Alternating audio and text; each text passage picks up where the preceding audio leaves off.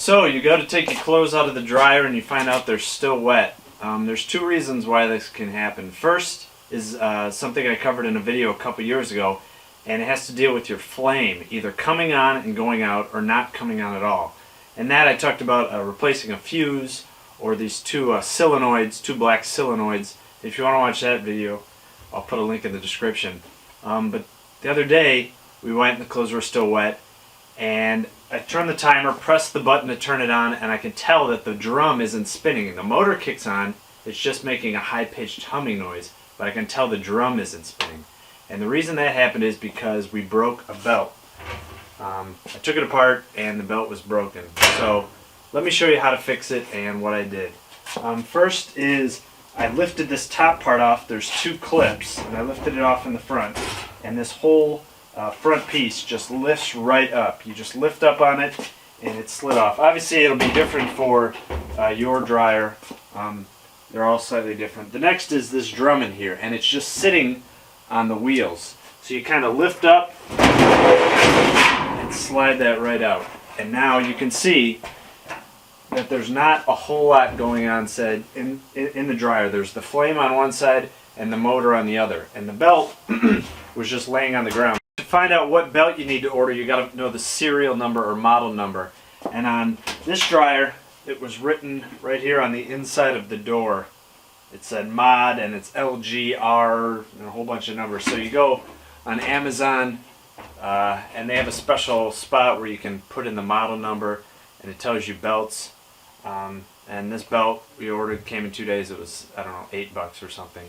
Well, I think I might have found out why this belt broke. In the instructions it says, before putting the new belt on, check to make sure everything spins freely. And the motor seems fine, and this wheel seems fine. And I go to spin this wheel back here, and it's all gummed up. I can barely spin it. There's hair and dirt, and it's all gummed up. So I'm going to clean that off. But that's probably why this belt broke, because there was so much tension on that wheel spinning.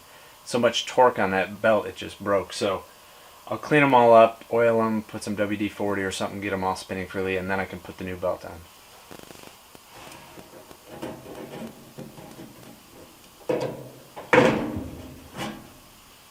Cleaning this wheel hasn't been as straightforward as I thought. I had to take this cover plate off, and then I took this bracket off, and now I'm going to try to pull this wheel off. There it goes. All this hair and dirt and stuff was really matted in there. There was actually this little plastic thing that kept the wheel in place. I already took this wheel off. This was much easier. But all this junk was really in there, so it wasn't as easy as just taking some pliers. I thought I could just grab it and rip it off, but it's been more involved than that.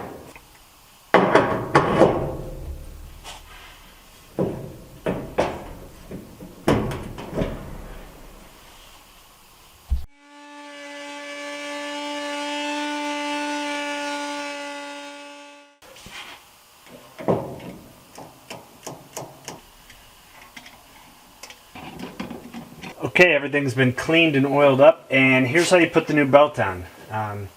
First, you put it through this tensioner pulley opening. You put the grooved side on the grooves in the wheel on the motor, and then this tensioner pulley just sits in grooves. Now I have to get the big drum, and I'll put the drum inside of this big loop here.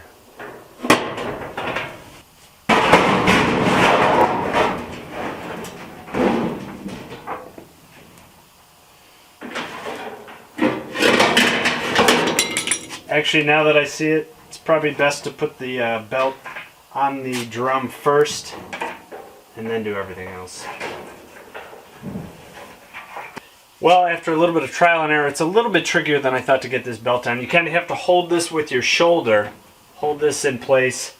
You grab the belt and you put it through the pulley, lock it around. It took 2 minutes, but it wasn't super simple. But now it's in there, just resting. And it's spinning freely, so I'm going to put the door back on to hold it in place and we'll be all set. So I put the door back on, and I forgot to mention there's a little wire in here that is the sensor to tell you if the door is open to turn the thing off. But hooked it back up, everything runs fine. We test it. I can tell that it's spinning now. Before it was just kind of whizzing. So all back to the way it was, and the whole process probably took a half hour or so. And make sure you have your vent hooked back up when you push it back in place.